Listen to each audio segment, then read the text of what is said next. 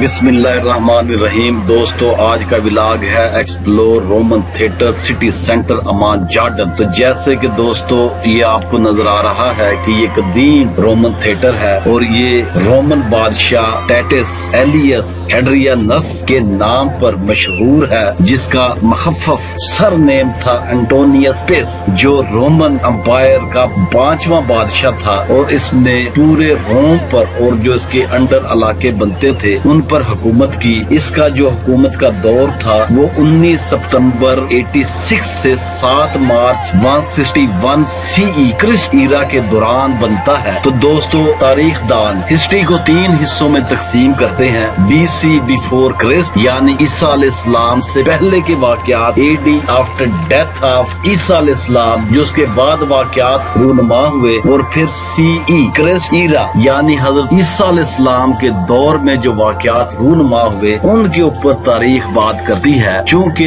Christ Ira के दौरान Christianity का बहुत जोर था और तकरीबन पूरी दुनिया में ये छाए हुए थे, इनकी हुकूमत थी और यही इस दुनिया के बहुत सारे ममालिक रूल करते थे। तो ये एंटोनियस पेस जो था ये 5वां good empire Nerva Antonine dynasty का बादशाह काउंट होता है। और ये जैसा कि मैंने पहले अपनी एक वीडियो में जिक्र किया कि उससे पहले इस डेनेसिटी के जितने भी बादशाह थे वो कत्लो गारत और कौमों पर जंग मुसल्लत करते थे और इनको अपना बाज़गार बनाते थे और इनकी सारी इकानमी को लेकर रोमन आ जाते थे। और इस तरह जो इसके इर्द गिर्द के इलाके थे वो बहुत कमजोर से कमजोर तर होते जा रहे थे और रोमन तरक्की करता जा रहा था। उस वक्त दुनिया में 2 एम्पायर थे, एक रोमा और दूसरा ईरान। जब इस्लाम आया, आप सल्लल्लाहु अलैहि वसल्लम के तरबियत याफ्ता सहाबा ने इनके परखचे उड़ा कर रख दिए, इनके कल्चर चेंज कर दिए और एक ऐसा इनकलाब बर्पा किया कि दुनिया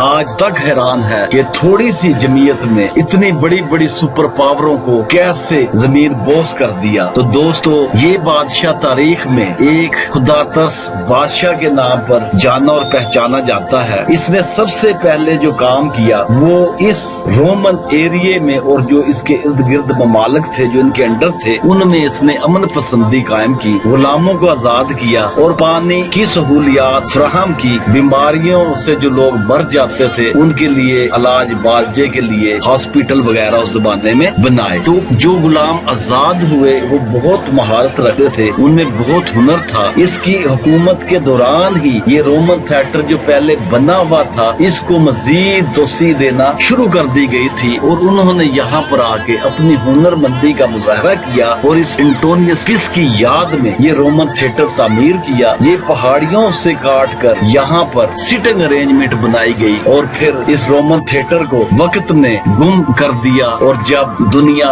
मॉडर्नाइजेशन की तरफ आई और जब यूरोपियन रिसर्चर दुनिया के गिरदोनवा में फैले और उन्होंने अपने आबाओ जदाद के बनाए हुए शाहकारों को खोजना शुरू किया, ढूंढना शुरू किया, तो वो फिर इस जॉर्डन में भी पहुंचे। तो फिर इस जॉर्डन हुकूमत के साथ 1957 में एक मुआहदा तय पाया कि इस रोमन थिएटर को जो पुराने हमारे बादशाहों की एक यादगार तारीखी बिल्डिंग है इसको रिस्टोर किया जाए। तो दोस्तों, फिर 1957 के बाद इसके ऊपर बहुत सारा काम हुआ और इस रोमन थिएटर को नए सिरे से जदीद खुतवात पर और पुरानी तर्ज तमीर को मद्देनजर रखते हुए इसकी रिस्टोरेशन की गई। तो फिर जॉर्डन हुकूमत ने इसके अंदर अपना अलबर्ग म्यूजिक फेस्टिवल के नाम से भी एक अलहदा डिपार्टमेंट बनाया और उसके बाद फिर दोस्तों इसी बिल्डिंग के अंदर आपको जॉर्डन म्यूजियम ऑफ पॉपुलर भी नजर आएगा। रोमन फोक म्यूजिक भी इसके अंदर है जिसमें पुराने जमाने की चीजें रखी गई हैं। विजिटर यहाँ पर आते हैं और इसको देखते हैं। इसी के साथ